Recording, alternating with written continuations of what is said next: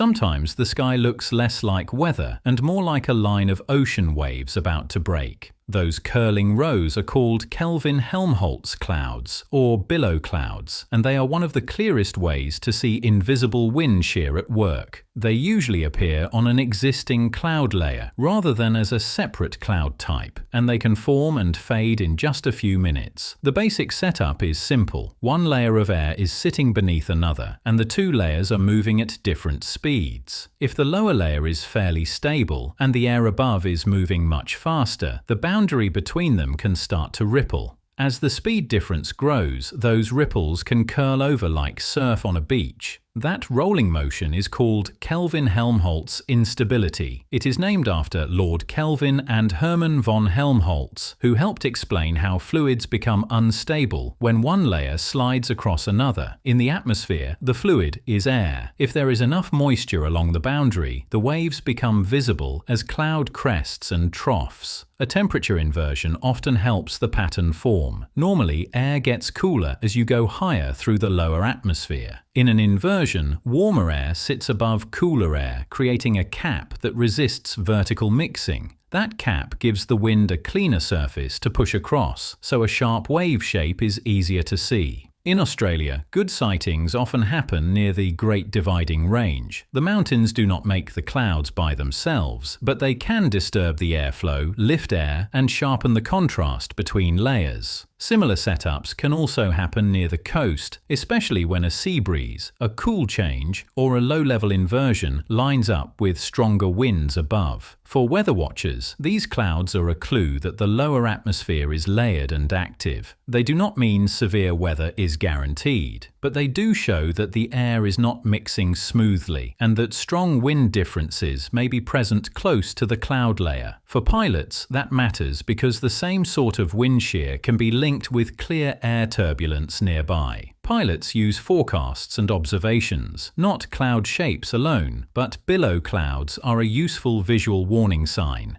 To spot them, look for a smooth, layered cloud band with repeating curls along the top or edge. Sunrise and sunset are often best because low-angle light highlights the wave crests. The pattern may appear in a neat line, then quickly smooth out as the wind profile changes. Kelvin-Helmholtz clouds are different from broad mountain wave bands because their crests are smaller, sharper, and more like breaking surf. They often form on altocumulus or other layered clouds, changing the cloud top without replacing the whole cloud deck. If you see them, take a photo quickly, then compare the sighting with Bureau of Meteorology forecasts for wind, inversions, and cloud layers. The main idea is this: stable air below, faster air above, and a boundary that starts to roll. When that roll becomes visible, the sky briefly shows you the physics of moving air.